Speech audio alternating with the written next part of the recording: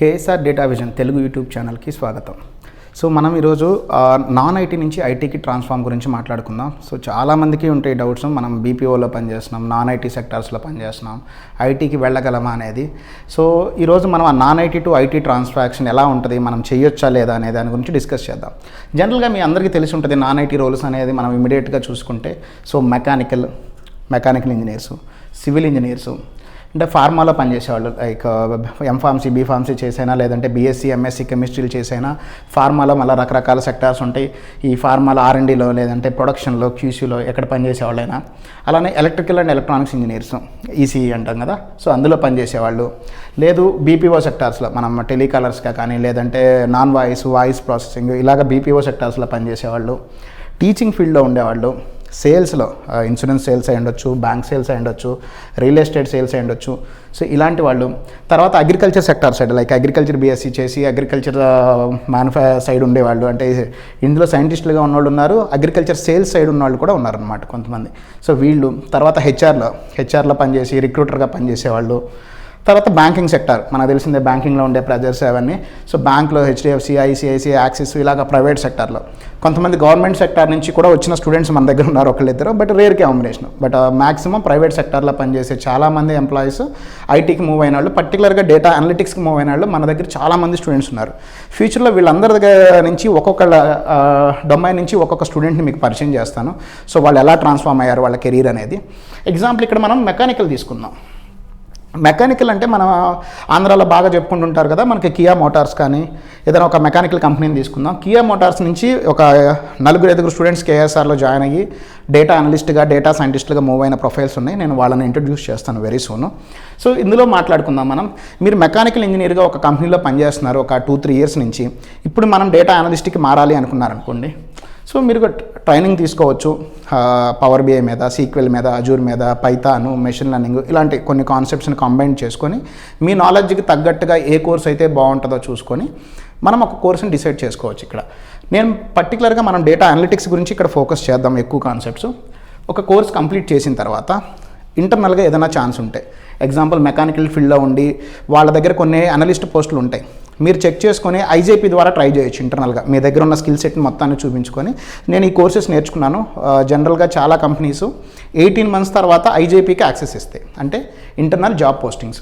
మనం ఒక డొమైన్ నుంచి ఇంకో డొమైన్కి వెళ్ళేదానికి కొంత అవకాశం ఉంటుంది. మనం మెకానికల్ ఫీల్డ్లో ఉంటూనే ఇదే కియా మోటార్స్లో మీరు ఏదో ఒక ఫిట్టింగ్ డిపార్ట్మెంట్లోనో, లేదంటే ఏదైనా మ్యానుఫ్యాక్చరింగ్ సెక్టార్లో, అందులో ఒక డొమైన్లో పనిచేస్తూ మీకున్న స్కిల్ సెట్ని ఆ కంపెనీకి ఏ విధంగా వేరే ప్రొఫైల్స్ ఉన్నాయో చెక్ చేసుకొని, కుదిరితే కొంచెం మనం ఇక్కడ యాక్టివ్గా పనిచేస్తూ పవర్ బిఐ మీద పనిచేస్తున్న వాళ్ళు, అనలిస్ట్గా పనిచేస్తున్న వాళ్ళు, లేదంటే మీరే డొమైన్ అనుకుంటున్నారో ఆ డొమైన్ పనిచేస్తున్న వాళ్ళ కాంటాక్ట్ పట్టుకొని, టీమ్స్ అవన్నీ ఉంటాయి కదా, ఒక్కసారి వాళ్ళతో చాట్ చేయటం, మీ మేనేజ్మెంట్ తోటి మాట్లాడుకొని వాళ్ళతో చెక్ చేసి నేను ఈ స్కిల్ సెట్ నేర్చుకున్నాను, మనకి ఏదైనా యూజ్ అవుతుందా, మీరు ఒకసారి వాళ్ళతో చెక్ చేయొచ్చు. సిమిలర్ సివిల్ ఇంజనీరింగ్ మన దగ్గర చాలామంది స్టూడెంట్స్ ఉన్నారు. ఎన్సీసీ నుంచి, నాగార్జున కన్స్ట్రక్షన్ కంపెనీ, కొంచెం రామ్కి ఇన్ఫ్రాస్ట్రక్చర్స్, ఇలాంటి కంపెనీస్ నుంచి డేటా అనలిస్ట్గా మూవ్ అయిన స్టూడెంట్స్ మన దగ్గర చాలామంది ఉన్నారు.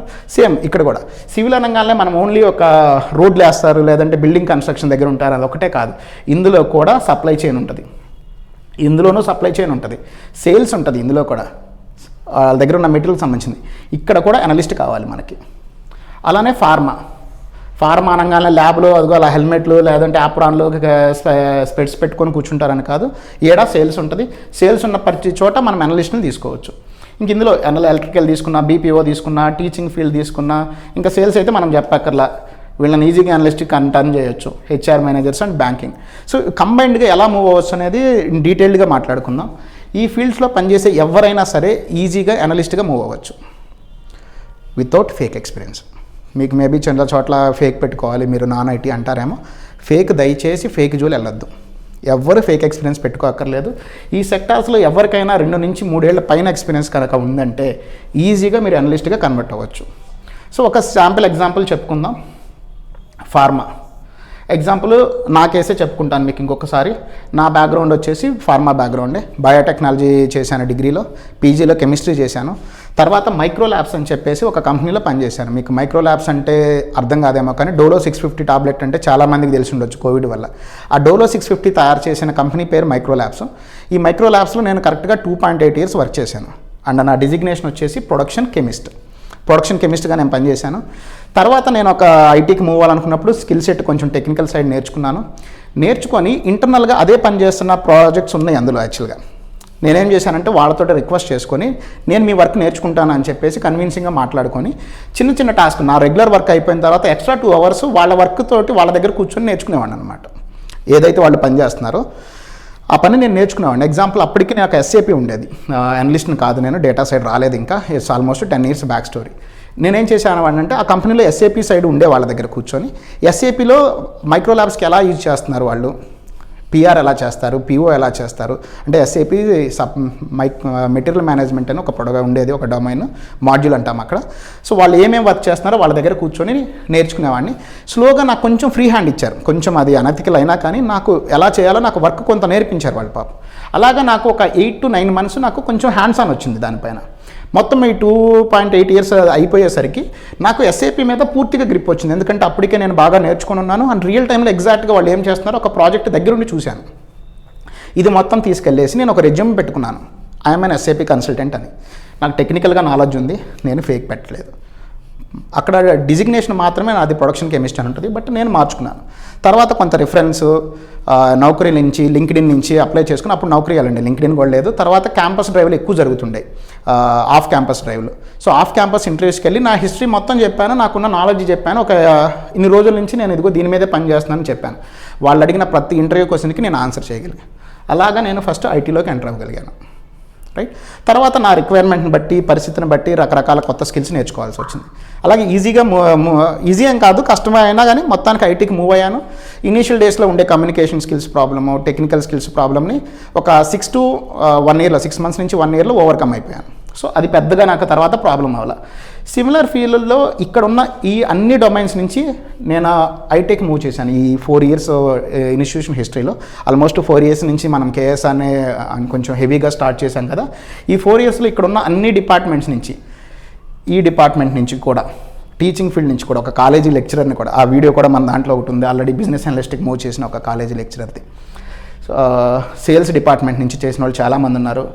ఒక గవర్నమెంట్ సెక్టార్, వీటిల్లో నేను పెట్టింది government sector, but government sector నుంచి ఆల్మోస్ట్ ఒక 8 students ఉన్నారు. అందులో నార్త్ ఇండియా నుంచి ఒక పర్సన్ బిఎస్ఎన్ఎల్ నుంచి ఇప్పుడు ఒక మంచి పెద్ద కంపెనీలో జాయిన్ అయ్యాడు అనలిస్ట్గా. మేబీ ఒక 6 నెలల తర్వాత అతనితోటి కూడా నేను మీకు ఒక ఇంటర్వ్యూ చేయిస్తాను. ఇప్పుడైతే ఆంధ్ర నుంచి పర్టికులర్గా సచివాలయ ఎంప్లాయీస్ ఒక 4-5 మూవ్ అయ్యారు ఐటీకి. అక్కడ రిజైన్ చేసుకొని పూర్తిగా ఈ కోర్సు నేర్చుకొని మనకి ఐటీకి డేటా అనలిస్టులుగా మూవ్ అయిన వాళ్ళు చాలామంది ఉన్నారు. సో ఎవరు కూడా నాన్ ఐటీ నుంచి ఐటీ అనేది కష్టం, ఐటీ వేరు నాన్ ఐటీ వేరు అనే ఆలోచన పెట్టుకోవద్దు. ఇంట్రెస్ట్, ప్యాషను, జీలు ఉందంటే ఈ డిపార్ట్మెంట్స్లో ఎవరైనా సరే మనం నాన్ ఐటీ నుంచి ఐటీకి రావచ్చు. అది కష్టమైన సబ్జెక్టే కాదు. సో మీకు ఇంకా ఏదైనా డౌట్స్ ఉన్నాయి వీటి మీద అంటే కమెంట్స్ పెట్టండి కింద. ప్రతి కమెంట్ని నేను చెక్ చేసుకుని వీలైనతే అక్కడే రిప్లై ఇవ్వటం, లేదంటే ఇంకొక సపరేట్ వీడియో ఆ కమెంట్స్కి మీకున్న డౌట్స్ మీద నేను ఇంకొక వీడియో చేస్తాను. Thank you guys.